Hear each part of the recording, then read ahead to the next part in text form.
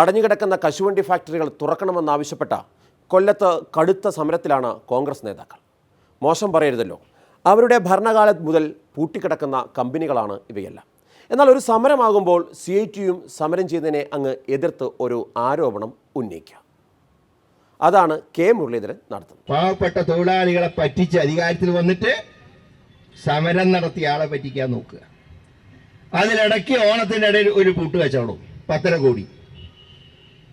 അധികാരത്തിൽ വന്ന് 8 മാസം കൊണ്ട് 1.5 കോടി അടിച്ചു മാറ്റിയാൽ ഇനി കാലാവധി കഴിയുന്നതിന് മുമ്പ് എത്ര കോടി?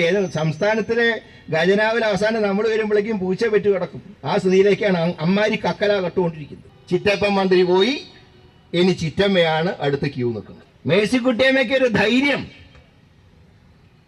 വിജിലൻസ് അന്വേഷണം നടത്തിയാലും തത്ത ഉണ്ടല്ലോ അവിടെ എന്നുള്ള ഒരു ധൈര്യമായിരിക്കും. കാരണം തത്ത അതിലേറെ കളനാണോ. ഇനി നരേന്ദ്രമോദിയും പിണറായിയും ഒരമ്മ പെറ്റ അളിയന്മാരാണെന്ന സ്ഥിരം കോമഡി കൂടി പറഞ്ഞേക്കാം. അതാകുമ്പോൾ ഒറ്റയടിക്ക് കേന്ദ്രത്തെയും സംസ്ഥാന ഭരണത്തെയും ആക്രമിച്ചെന്ന് ആകുമല്ലോ. ഏത്? കേന്ദ്രത്തിലെ നരേന്ദ്രമോദിക്ക് പറ്റിയ കൂട്ടാണ് കേരളത്തിലെ പിണറായി. അതുകൊണ്ടാണ് CPI-കാരൻ പറഞ്ഞത്, ഞങ്ങളല്ല കേട്ടോ വിളിച്ചത്, പിണറായി വിജയനെ CPI പറഞ്ഞത് മുണ്ടെടുത്ത മോഡി എന്നാണ്. ശരിയാണ്, കേന്ദ്രത്തിലെ മോഡി കുർത്ത ധരിക്കും, ഇവിടത്തെ മോഡി മുണ്ടെടുക്കും. കേന്ദ്രത്തിലെ മോഡിക്ക് കുറ്റിത്താടിയുണ്ട്,